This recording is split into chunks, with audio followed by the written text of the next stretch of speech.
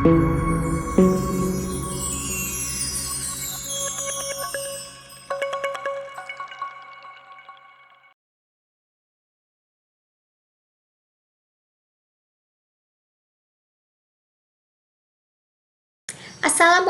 warahmatullahi wabarakatuh.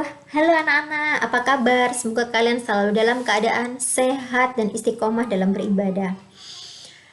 Tadi sudah sholat duha dong pastinya ya, sudah selesai tikror, sudah selesai berdoa. Oke, masih di channel yang sama ya, Mapel IPS, Ilmu Pengetahuan Sosial.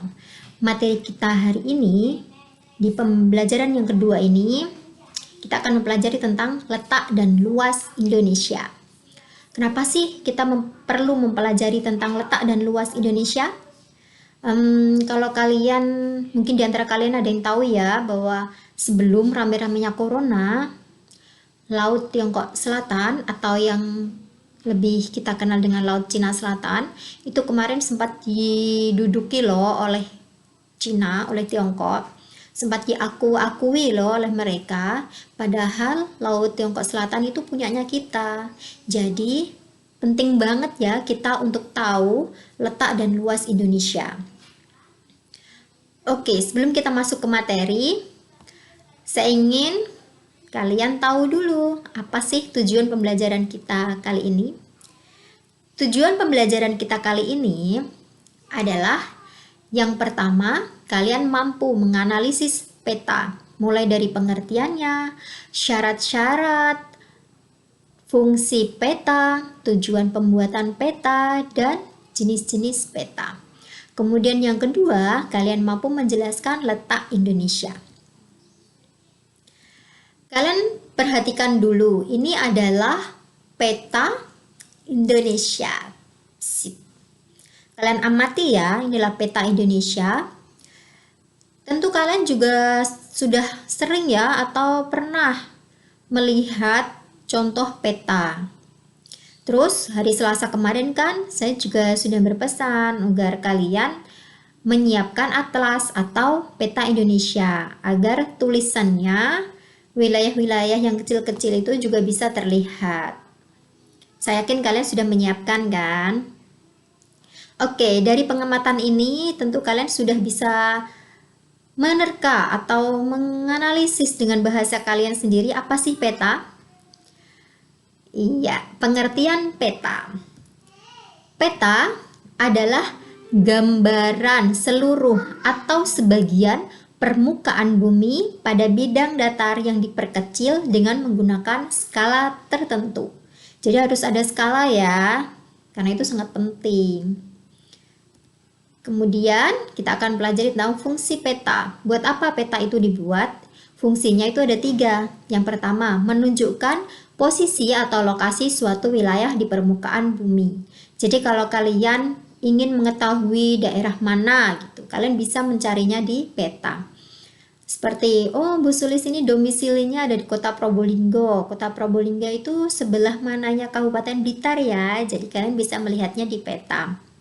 Kemudian fungsi yang kedua, menggambarkan bentuk dan persebaran berbagai gejala di permukaan bumi. Persebaran berbagai gejala itu contohnya seperti gunung berapi. Kalau di peta itu disimbolkan dengan segitiga warna merah. Jadi kalian cari, oh segitiga warna merah ada di sini, berarti itu di daerah tersebut ada gunung berapinya.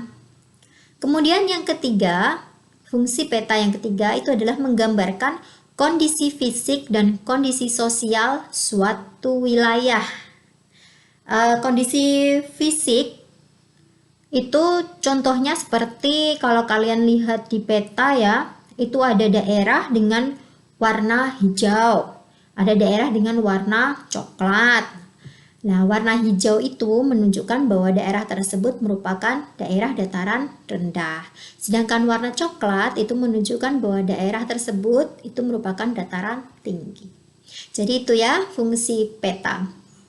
Sekarang kita akan masuk ke syarat-syarat peta. Jadi kalau kita membuat peta, itu harus memenuhi syarat-syaratnya. Kalau nggak sesuai syaratnya, itu tidak bisa dikatakan sebagai peta.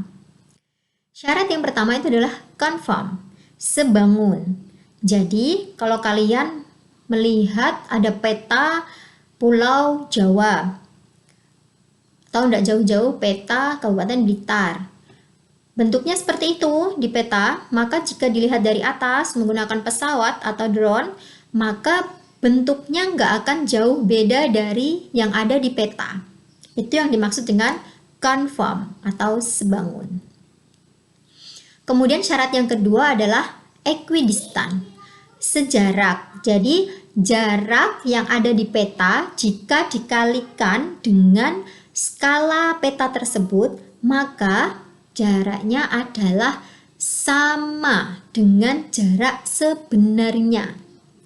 Jadi dari desamu ke dari desamu ke kecamatan Serengat mungkin jaraknya sekitar 10 km. Di peta tertulis 1 cm, maka skalanya itu harus ketika dikali dengan skalanya, hasilnya harus sama dengan jarak sebenarnya. Itu equidistant. Yang ketiga adalah equivalent, seluas. Jadi luas daerah yang digambarkan dalam peta ketika dikalikan dengan skala, maka luasnya sama persis dengan luas yang sebenarnya daerah tersebut. Itu tadi syarat-syarat peta ya. Kita lanjut ke tujuan pembuatan peta. Dalam pembuatan peta pasti ada tujuan. Tujuan yang pertama adalah membantu suatu pekerjaan. Contohnya seperti pembuatan jalan raya atau jalan tol itu ya, itu juga harus menggunakan peta. Terus yang kedua adalah menganalisis data spasial, seperti data jumlah penduduk, itu juga bisa dilihat dari peta. Ketiga adalah menyimpan informasi seperti daerah sini merupakan terdapat gunung berapi, berarti dia memberikan informasi tentang adanya gunung berapi. Atau daerah sini merupakan daerah penghasil hutan. Nah, itu bisa kita lihat dalam peta. Yang keempat, membantu pembuatan desain seperti desain jalan raya itu tadi ya. Sekarang kita masuk ke jenis-jenis peta. Yang pertama ya, jenis peta itu ada dua, yaitu peta umum dan peta khusus atau tematik. Peta umum contohnya adalah peta topografi. Ini adalah contoh peta topografi, di mana ada kontur-kontur seperti ini ya. Ini menunjukkan aliran sungai, atau semakin tebal warnanya menunjukkan bahwa daerah itu adalah daerah dataran tinggi tebal coklat. Jalan raya, ini termasuk peta topografi, lebih menunjukkan pada relief atau bentuk permukaannya, permukaan bumi tersebut. Permukaan bumi tersebut, daerah yang digambarkan dalam peta. Masih dalam peta umum, contohnya adalah peta korografi. Peta korografi itu lebih sering kalian lihat, itu adalah peta korografi ya, yang sering kalian lihat waktu mulai dari SD sampai sekarang atlas itu masuk dalam peta korografi. Selanjutnya adalah contoh peta khusus atau tematik. Yang pertama adalah peta curah hujan. Jadi bisa kalian lihat di sini ya. Kalau warnanya kuning, ini menunjukkan bahwa curah hujannya tinggi. Merah menunjukkan bahwa wilayah tersebut curah hujannya sedang. Hijau menunjukkan bahwa wilayah tersebut curah hujannya rendah. Oke, lanjut. Contoh peta khusus. Yang kedua adalah peta kepadatan penduduk. Jika warnanya semakin merah seperti ini, menunjukkan bahwa daerah tersebut itu penduduknya semakin padat. Semakin kuning berarti penduduknya semakin jarang. Yang ketiga, masih peta khusus. Itu adalah peta penyebaran hasil tambang. Jadi bisa kalian lihat di contoh peta ini, Di sini ada berbagai hasil tambang ya. Maka di situ ada contohnya, ada biji besi itu tersebar di daerah mana saja, itu bisa dilihat. Anak-anak, sekarang kita sampai pada peta khusus atau tematik yang keempat, yaitu contohnya adalah peta hasil pertanian. Jika kalian lihat dalam peta tersebut ada gambar ikan, tuna, dan sebagainya itu ya, maka menunjukkan bahwa daerah tersebut adalah penghasil ikan tuna. Kemudian, contoh peta tematik atau peta khusus yang terakhir adalah peta geologi. Kalian bisa lihat sendiri kan ya, ini adalah contoh peta geologi.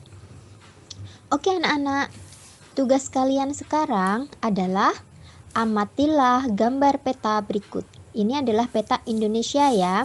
Kemarin saya sudah berpesan bahwa kalian harus menyiapkan peta atau atlas Indonesia. Tugas kalian setelah mengamati gambar peta tersebut yaitu yang pertama, tentukan batas wilayah Indonesia.